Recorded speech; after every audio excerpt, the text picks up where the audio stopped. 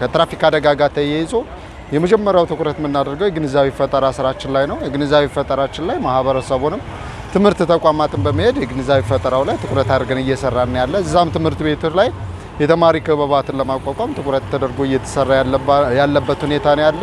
አሽከርካሪውም ባለቤት ስለሆኑ እነዚህ አሽከርካሪዎች ደግሞ የራሳቸውን ግንዛቤ ሰነዶች በማዘጋጀት ከአንድ ሁለት ግንዛቤ የፈጠርንበት ሁኔታ ነው ያለ።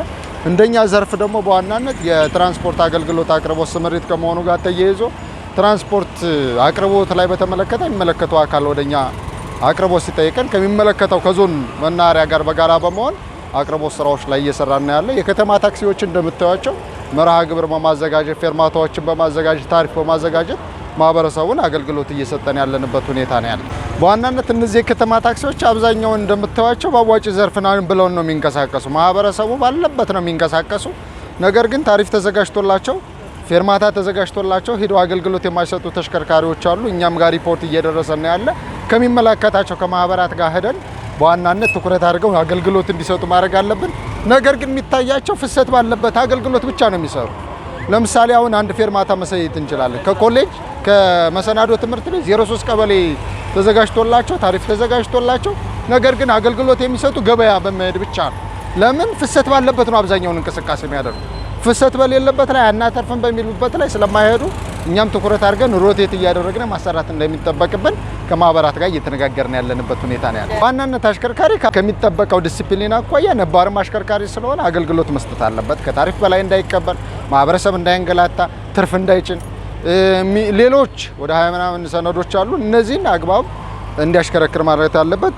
ማህበረሰቡ ደግሞ በዋናነት ለኛ አጋዥ መሆን አለበት። እዚህ ትራንስፖርት ላይ ያለ ሙያተኛው ውስን ነው። ከተማችን ላይ ሰፊ ነው። በተለይ ትርፍ እንዳይጫኑ ከተሽከርካሪ ሲወርዱ ቆመው ሲሻገሩ በቀኝ ተሽከርካሪ ስለሚሄድ በግራ እንዲሄዱ በዋናነት አስፋልትም ወይም ሌላም አካባቢ ሲያቋርጡ ደግሞ ግራና ቀኝ አይተው ማቋረጥ አለባቸው። ለዚህ ሙያተኛ ትኩረት አድርገው በተለይ ከታሪፍ በላይ እንዳይከፍሉ አብረው ለኛ አጋዥ መሆን አለባቸው የሚለውን ሐሳብ ነው። ከፍተኛ ተሽከርካሪዎች አኳያ አስፋልት ጥበት ነው።